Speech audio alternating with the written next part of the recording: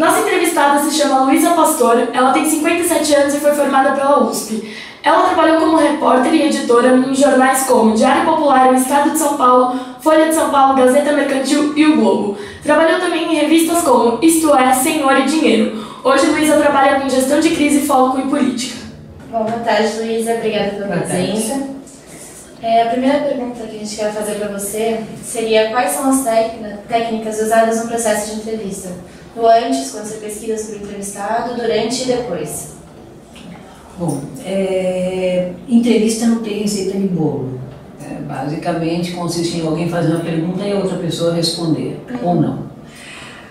Como é que se orienta um repórter quando a gente está começando, se é aquele foca chegando que não sabe? Bom, a primeira coisa é pegar a pauta, analisar, pedir para ele fazer uma pesquisa sobre o assunto, quando é cabível, porque às vezes ele vai fazer um buraco de rua e não tem muito o que inventar.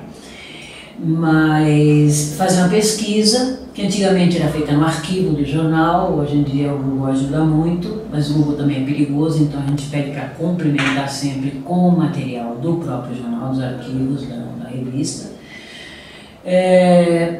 E ir com o roteiro pronto, ou seja, ter uma ideia, até se puder escrever algumas perguntinhas, mesmo que você não vá ficar lendo e respondendo na hora, ele já tem na cabeça algumas perguntas.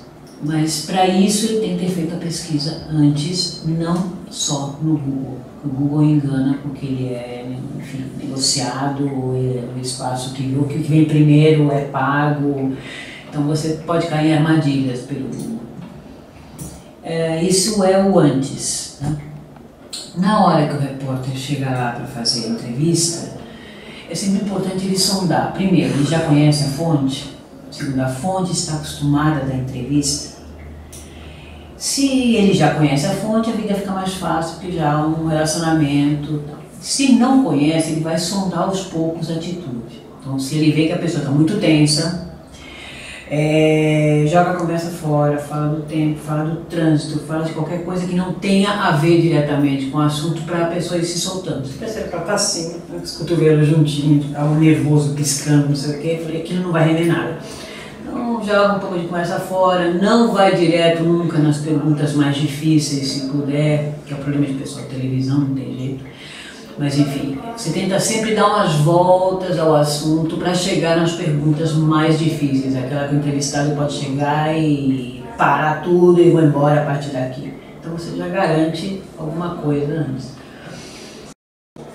E Luísa, como você faz edição? Ou seja, como você decide o que é importante e o que não é importante? Primeiro, são feitas em geral nos veículos em 2 a 3 reuniões de pauta para decidir o que vai ter no dia seguinte, ou na semana seguinte, ou no noticiário da noite.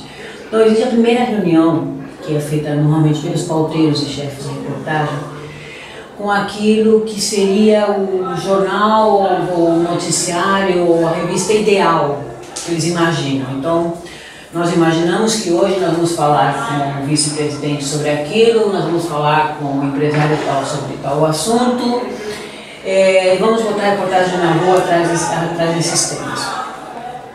Quando vai chegar no meio do dia, no meio do expediente, você já começa a perceber que a vida real é outra, que não tem nada a ver com aquele jornal inicial que você imaginou, com o noticiário. Então você, aí já com os editores, que vão estar alimentados pelos seus repórteres, já vai ter uma noção do material que você tem, do que vem e do que apareceu ao longo da manhã e no começo da tarde. Então essa primeira reunião é onde se começa a formatar melhor o material. Cada editor vende o seu peixe, vende o que tem.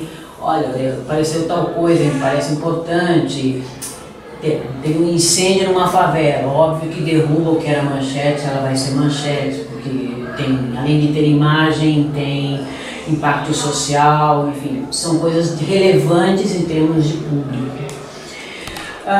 No meio, já no final da tarde, é feita a reunião final, não, isso em geral na TV é 2 horas antes, nos jornais é feita por volta das 6 da tarde, aí se define o que vai ser a primeira página.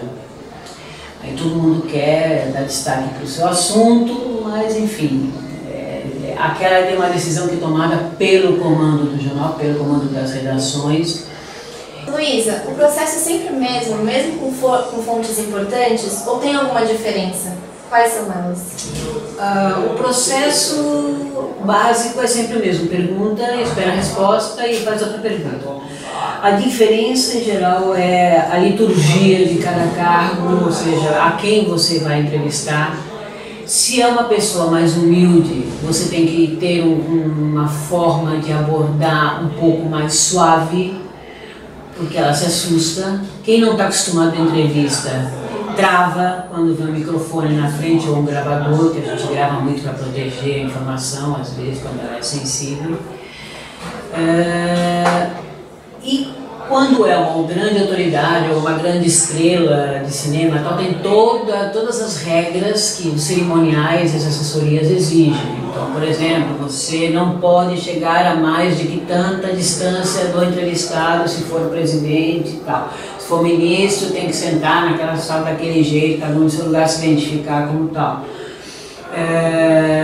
Mas isso é imposto de acordo com cada caso, e são casos mais de grandes figuras. Você já deve ter feito grandes entrevistas, você pode contar alguma pra gente?